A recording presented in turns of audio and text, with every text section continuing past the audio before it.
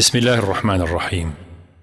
الحمد لله رب العالمين، والصلاة والسلام على سيدنا محمد وعلى آله وصحبه وسلم. ألف ألف صلاة وألف ألف سلام عليك يا رسول الله صلى الله عليه وسلم. ألف ألف صلاة وألف ألف سلام عليك يا حبيب الله صلى الله عليه وسلم. ألف ألف صلاة وألف ألف سلام عليك يا أمين وحي الله صلى الله عليه وسلم. يا رب ئێمە لە کۆتاییەکانی مانگی پیرۆزی ڕەمەزان نزیکە بینەوە، گەیشتوونەتە شەوی 28 ڕەمەزان. یا رب العالمین، لەسەر تاعەت و زیکر و قورئان خوێندن و عیبادەتی خۆت دوای ڕەمەزانیش بەردەواممان کە، استیقامەتمان پێ ببەخشە، ڕێی عاقبەت خێریمان پیشان بدە، تو گەورەیەکەی خۆت عاقبەت خێرمان کە، تو ئەسمائی حوسنات عاقبەت خێرمان کە یا رب.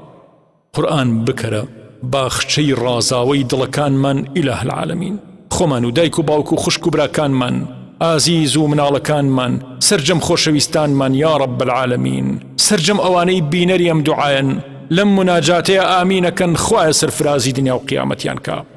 ڕەمەزان فرسەتی ڕزگاربوونە لە خەیاڵە خراپەکان، فرسەتی جیهادی نەفسە و هەوڵی ئیسلاحی نەفستان بدەن، چونکە کەم کەس هەیە دەستی بچێتە کوشتنی خەڵک، بەڵام خەیاڵ نەخۆشە، ئەندێشە و دەروونەکانمان نەخۆشە، بە خەیاڵ زۆر زۆر تاوان ئەنجامە دەین. فرسەتی دەروون پاکی لە دەست مەدەن، زۆرێک هەن بە تاعاتی خوا گەنە کەراماتی خوایی لە دەرگا دەن و بۆیان نەکرێتەوە. فرسەتی لە دەرگادان ماوە و هێشتا لە هۆڵی تاقیکردنەوەیین. وریای ئەوە بن چاکەکانتان هەڕاج مەکەن، حەق تەعالا نزیک بوونەوەی لە ئێمە ئەوێت، لەبەرەوە سەرقاڵی غەیری خوا مەبن. لەناو زیکرا هەموو سەرقاڵیەکانتان دوورخەنەوە لە خۆتان، بەس حەق تەعالا ببینن. شێخ ئەمین لە شام حەڵقەیەکی زیکر و مناجاتی هەبوو، ڕەحمەتی خوای لێبێ. موریدانی حەق دائیمەن حەق تەعالایان بیرە، لەبەرەوە ئەم مرشیدا موریدانی حەقی لەسەر خۆگرتن لە گوناه و حرامەکان پەروەردا کرد، ئاگری دەرونی بەدخوازی لێ دوورە خستنەوە، ڕایهێنان لەسەر طوڵی عیبادەت و تاعەت، ڕێگای پڕدرک و داڵی ئیستیقامەت و دەستی یەک بە یەکیانیە گرت لە تەیکردنی ڕێگای بەندایەتی حەق تەعالایە. ئەم مرشیدە حەقا حەڵقەی حاڵ و سەیر و سلووکی ئابەم جۆرە بوو، وەک ئازیزترین کەسی خۆی پەرۆشی پاراستن و سەفا و دەوڵەمەندکردنی حەڵقەکەی خۆی بوو. ئەیویست بە پاکی بژین و بە پاکی زیکری خوا بکەن و بە پاکی بگەڕێنەوە. نەدەبوو لە دەستوری ئەم حەڵقە پاکەیە، نەدەبوو خەڵکی لە خۆ بەو مەجلیسەیە بکەن. ئەو ڕەنجیەدا لەگەڵ یەک بەیەکی موریدانە هەتا شایستەیی حەڵقە و خەتمە بەدەست بێنن. نەدەبوو لە بازاڕ پارەی حرام کۆکەنەوە و شەو خەتمە بکەن. نەدەبوو داردەستی هیچ تاقم و پێڕێکی دنیایی و لە خوایاخیان بن و شەو حاڵگرتوو بن. نەدەبوو توخنی گوناه و تاوان بکەون و شەویش بە بێخەم بە گوناهەوە بنون.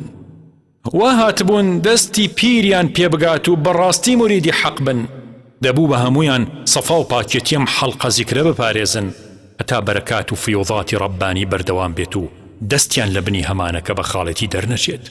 شێخ ئەمین لە دوای ئەوەی چەند موریدێکی بە موراد گەیاند و شەوان کۆڵی زەحمەتی دنیایان فڕێدا و لە مەجلیسی کۆڕی زیکرا دەڕۆشتن و لێرە نەدەمان، شەوێکیان پیاوێ کە نەیانەناسی خۆی کرد بە حەڵقەی زیکرەکەیانە. ئەدەبی ئەم مەجلیسانەش وایە کەس جواب ناکرێت، ڕێزی میوانە گیرێت، سەر تاپا ئەدەب و ڕێزە. ئاخرەم حەڵقەی زیکرە سەر ڕێژە لە پاڵەفتەکان و موریدانی پاک. نەناسێک ڕەنگە بێتە بەڵا بۆ نەمانی سەفا و پاکێتی ئەم حەڵقەیە، ناشکرێ جواب بکرێ و ساردە قسەی لە دڵی بدرێ. هەرگیز جیهانی سەفا و تەزکیە بەڕق و دووبەرەکی و دوور لە محیبەت هەنگاوێ نەچۆتە پێش. شێخ ئەمین پێیوت بەخێر بێبرا، چۆن بوو تەشریفتان هاتە ئێرە؟ وتی لە دوورەوە هەواڵی ئەم حەڵقە و زیکرە مبارەکەم پێگەیشت و هاتووم. ئەم جۆرە مەجلیسانە چاوێن لە قەرەباڵغی و ناوبانگ و پێگەی کۆمەڵایەتی و هەتا دوایی نییە، ئەگەر وابن حەڵقەی زیکر نییە. شێخ ئەمین وتی کوڕی خۆم ئەزانی شت بفرۆشی؟ وتی بەڵێ قوربان شارەزام. شێخ فەرمووی ئەم عەبایی بەرم ببە و بۆم بفرۆشە، فەروەیەکی گرانبەهای نایابی تیا بوو. کابراش خێرا هەستا و بردی و ڕۆشت. مریدانی حەق وتیان قوربان چۆن ئەو عەبایەت پێدا؟